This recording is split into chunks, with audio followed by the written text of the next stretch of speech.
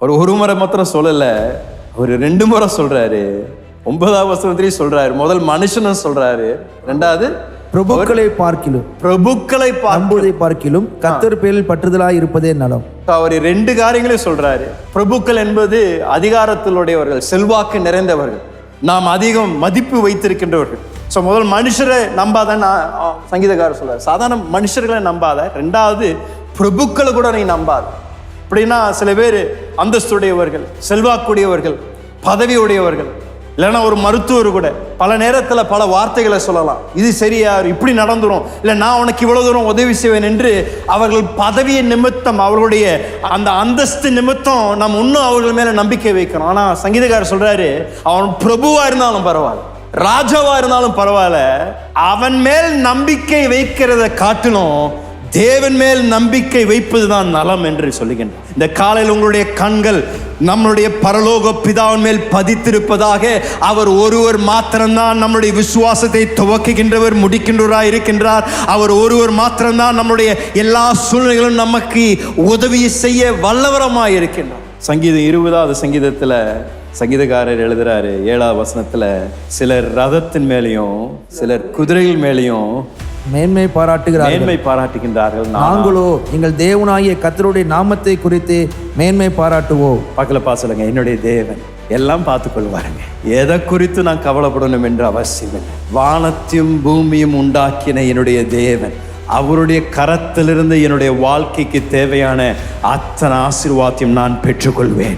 என்னுடைய ஒத்தாசை வரக்கூடிய பர்வதத்தை நோக்கி நான் பார்ப்பேன்.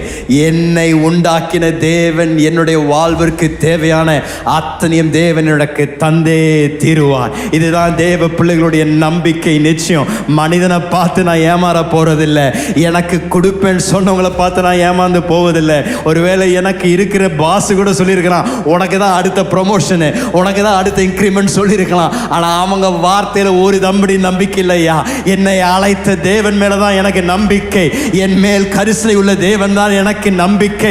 மனிதன் தவறலாம், ஆனால் நான் சேவிக்கின்ற தேவன் ஒரு நாளும் என்னை கைவிட மாட்டார், ஒரு நாளும் என்னை தவற விட மாட்டார். அவர் என்னோடு கூட நடக்கின்ற தேவனாய் இருக்கின்றபடியால் நான் தைரியமாய் இருப்பேன். மனிதன் எனக்கு என்ன செய்ய முடியும்? தேவன் என் பட்சத்தில் இருப்பார் என்றால் அவர் என் வாழ்க்கைக்கு என்னெல்லாம் நோக்கங்களை வைத்திருக்கின்றாரோ அதை நான் என் கண்களால் கண்டு அதை நிறைவேறுவதை நான் பார்த்தே தீர்வேன் என்ற ஒரு வைராக்கியம், ஒரு விசுவாசம் தேவன் உங்களுடைய இருதயத்தில் என்ற காலையில் தருவாராக. ஒருவேளை இதுவரைக்கும் மனிதர்களை பார்த்து கொண்டு, ஒரு சொத்தை பார்த்து கொண்டு, ஒரு காரியத்தை பார்த்து கொண்டு உங்கள் வாழ்க்கையை ஓட்டி கொண்டிருக்கலாம். ஆனால் நான் உங்களை பார்த்து சொல்றேன், அவர்கள் எல்லாம் உங்களை ஏமாற்றி விடுவார்கள்.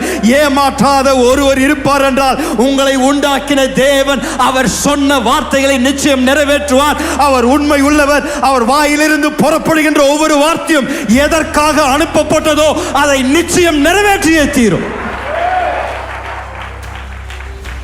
மனிதரை நம்புவதை காட்டிலும் அவன் மேல் நம்பிக்கையா இருப்பது நலமையா. பிரபுக்களை நம்புவதை காட்டிலும் அவர் மேல் நம்பிக்கையா இருப்பது நலம். இதுதான் சங்கீதக்காரர் சொல்றாரு. நான் வாழ்ந்துட்டேன், எல்லாம் பார்த்துட்டேன், என்னுடைய அனுபவத்தில் நான் கற்றுக்கொண்டது, மனிதன் என்னை ஏமாற்றுவான், ஆனால் அவர் நம்பத்தக்கவர். அவர் நம்பத்தக்கவர். எப்பொழுது அவர் என்னோட வாழ்க்கையில் ஒரு வாக்குத்தத்தம் தந்தாரோ அதை நான் உறுதியாக பிடித்து கொண்டு அதை நான் பின்தொடருவேன் என்ற ஒரு நம்பிக்கையுடைய ஒரு மனிதனாயிருந்தேன்.